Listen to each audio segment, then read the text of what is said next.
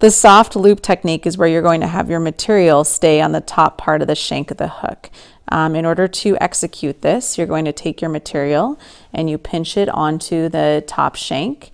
You're going to wrap with your thread is going to be pinched into there, into your fingers. You're going to do a soft loop. You're going to wrap it around that material, and then when you pull tight straight up. And so what that does is then it'll allow all of that material to stay on the top of the shank of the hook, exactly what we're looking for. So I'm going to just do a couple of tight wraps